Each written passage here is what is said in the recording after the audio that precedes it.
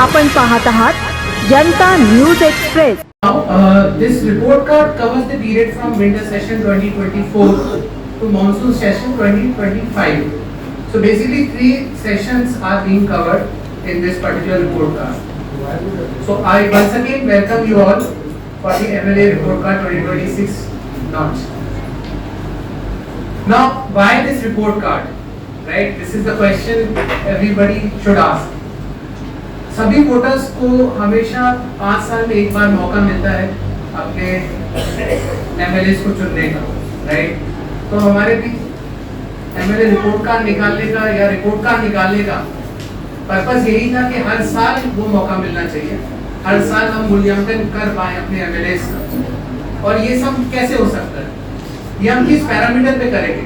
So these were some of the questions और उसका answer इस slide में ही है कि elected representatives जो सारा powers है, legislative powers, they derive it from the Constitution of India. And जो भी Constitution of India K through जो powers derive हुए हैं, और basically आप लोग सब जानते ही हैं ये बात कि they are supposed to be in the assembly session, यानी कि attendance, to raise public issues, to participate in the legislative debates and pass legislation. Hence it is important that Constitution can only provide the parameters for the monitoring.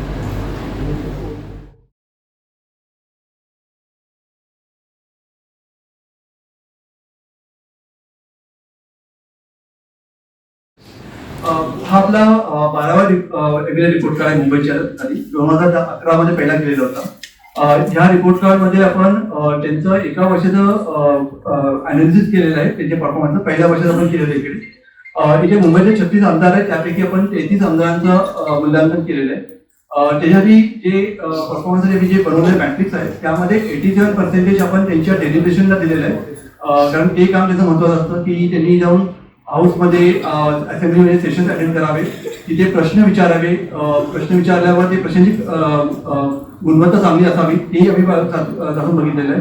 त्या व्यतिरिक्त त्यांनी जो fund मिळवलेला ना तो discussion fund कसा वापरा ते बघितलेलं आहे एमएलए लाईफ जो ऑफिसरमध्ये. त्यानंतर आपण 13 मार्क त्यांच्या पास परफॉर्मन्स म्हणजे त्यांचं क्रिमिनल रेकॉर्ड आहे का त्यांच्यावर, त्यांचं एज्युकेशन कसं आहे, त्यांचं इन्कम टॅक्स किंवा पॅन कार्ड आहे का त्यांच्याकडे, त्याला आपण 13 मार्क दिलेले आहेत. क्रिमिनल रेकॉर्डला पण आपण जे हिनस क्राईम आहे त्याला म्हणजे ते असेल तर त्याला 0 मार्क त्याप्रमाणे आपण केले, ते पीपल रिप्रेझेंटेटिव्ह ऍक्ट प्रमाणे ते वापरले. त्या व्यतिरिक्त जर नेगेटिव्ह मार्किंग पण केले तर नवीन FIR त्यांच्यावर लॉन्च झाला जेव्हा ते इलेक्ट झाले त्यानंतर पिरियडमध्ये त्याला -5 केलेले. जर चार्जशीट असेल तर अजून एक -5 केले, असं करून ते पूर्ण मूल्यांकन बनवलेलं आहे.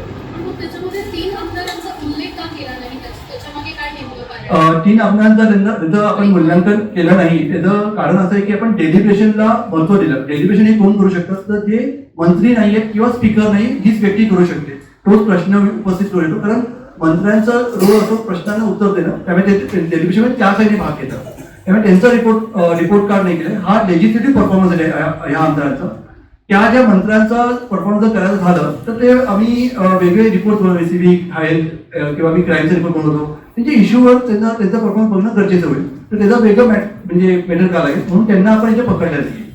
या रिपोर्टमध्ये 1 ते 3 मध्ये कोण आहे, त्यांचे नाव आणि काय परफॉर्मन्स आहे त्यांचा?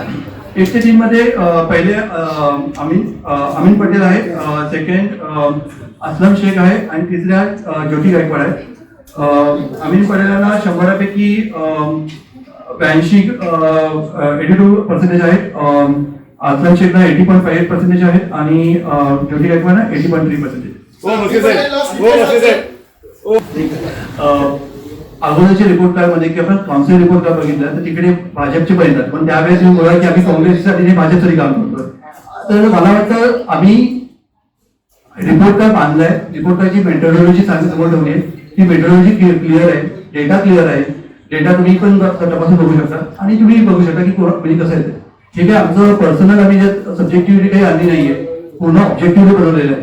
त्यामुळे मला वाटतं आणि संस्था 27 वर्ष काम करते, त्यामुळे तो ट्रॅक रेकॉर्ड आहे आणि तेवढी क्रेडिबिलिटी आहे आमची की आम्ही काही कोणत्या पक्षाने काम नाही करतो. आम्ही आमचं एक स्वयंसेवी संस्था आहे आणि ती एवढे वर्ष काम करते आमच्या एका पद्धतीने. तर मला ह्यापेक्षा असं काही बरंच नाही. उपस्थित असताना तुम्ही पहिल्या 3 नंबरमध्ये काँग्रेसच्या आमदारांना प्राधान्य दिलं किंवा वाटतं की ग्राउंड लेवलची ही रियालिटी नेमकी वेगळी आहे? मी अगदी म्हणून स्टार्टिंगला काही बोललो की मी ऍक्च्युली परफॉर्म बद्दल कारण आपण आता 2010चा परफॉर्मन्स बघितलाय आणि म्हणजे 12 असेंब्लीचा पहिला इयर बघितला, 13चा बघितला, 14चा बघितला आणि हा 15चा. आणि मुद्दाम तेव्हा जेव्हा अनालिसिस हे केलं तेव्हा ऍक्च्युली ओव्हरऑल हाऊसचा परफॉर्मन्स कमी झालाय. त्यामुळे रँकिंग करता आपण रँकिंग कम्पॅरेटिव्ह रँकिंग असते. कोणतरी 5 जण असतील तर कोणतरी पहिला येणार कोणतरी शेवटचा येणार. पण त्यांचा स्कोअर जर बघितला, ओव्हरऑल स्कोअर बघितला 100पैकी तर ते पण कमी झालेले. पहिल्या रिपोर्ट कार्ड जेव्हा मी बनवलं तेव्हा 61% ऍव्हरेज स्कोअर होता, आता 55% ऍव्हरेज स्कोअर झालेला. त्या पहिल्या रिपोर्ट कार्ड जेव्हा बनवला तेव्हा हाऊस 52 दिवस हाऊस 47 दिवस आता झालेले. 52 दिवस भेटलेलं होतं, आता 47 दिवस हाऊस भेटलेले. पहिला जर रिपोर्ट कार्ड बनवला त्यावेळेला आपण जर बघितलं तर 7,900 प्रश्न विचारले गेले होते, आज 2,900 प्रश्न विचारले. तर ओव्हरऑल आपला परफॉर्मन्स हाऊसचा जर परफॉर्मन्स बघितला तो ढासळलेला आहे. आणि ती वस्तुस्थिती मला वाटतं दाखवते, तुम्ही जो बोलला ते तर तसं नक्कीच झालेलं आहे. प्रश्नांची गुणवत्ता पण कमी झालेली आहे. हो, हो. प्रश्नांची संख्या कमी झालेली हो. आहे, ओव्हरऑल अटेंडन्स पण कमी झालेला आहे. तर मग एकूणच ज्या ठिकाणी खरं तर अशा पद्धतीनं मुद्दे गांभीर्यानं हाताळले पाहिजे त्या एकूणच संस्थेमध्ये अधिवेशनामध्ये कुठेतरी गांभीर्य कमी वाटतंय का एकूणच रिपोर्टवरून तुम्हाला? नक्कीच आपण ते समोर येते, डेटा क्लिअरली तेच सांगतोय की कुठेतरी गांभीर्य कमी झालेलं आहे. आणि ते खूप दुर्दैवी गोष्टी आहे. महाराष्ट्र प्रगतशील आपण सगळं म्हणतो, पण जर महाराष्ट्रामध्ये जर असेंब्लीचे दिवस जर कमी होतात आहे, महाराष्ट्रामध्ये जर प्रश्न विचारले जात नाहीये किंवा असेंब्लीमध्ये कामकाज सर्व होत नाहीये तर लोकांचाही त्यांच्यामध्ये विश्वास कमी होणार आहे. आणि हे डेमोक्रेसीसाठी चांगली गोष्ट नाहीये.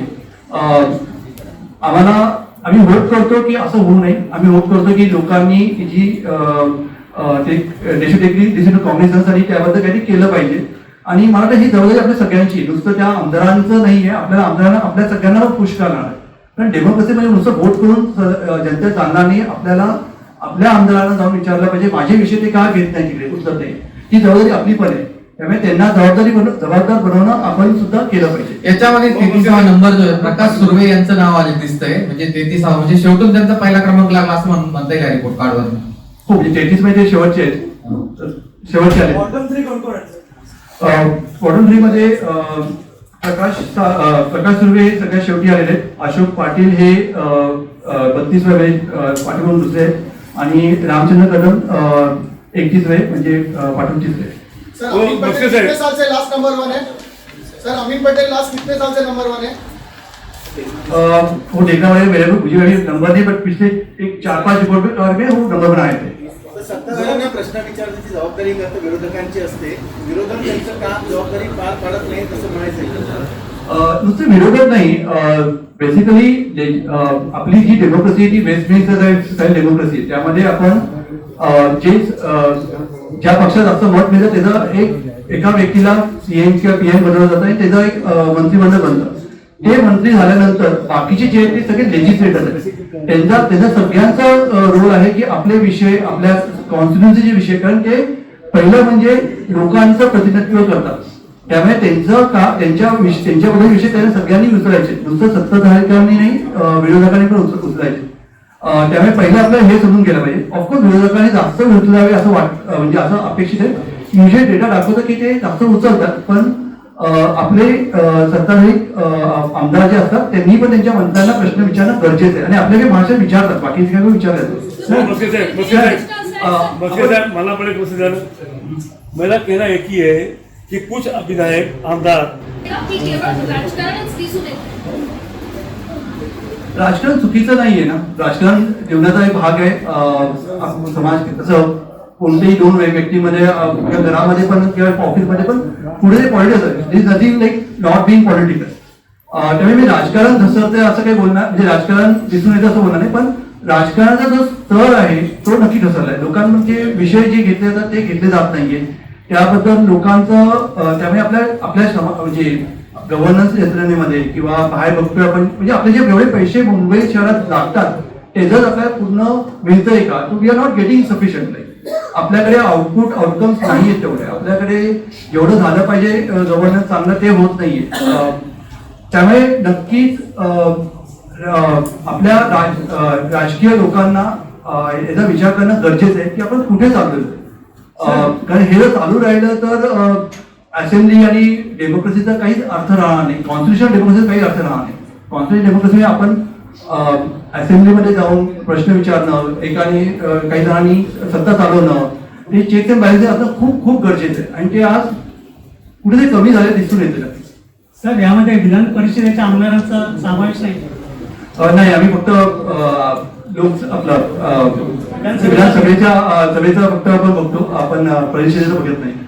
मग त्यांच्यावर अन्याय नाही का? करायला तर सगळ्या 288 जणांचं केलं पाहिजे. आम्ही फक्त 36 जणांच करतोय. तर आम्ही हा प्रयत्न करतोय की असं जर अनालिसिस केलं तर कसं करू शकतो.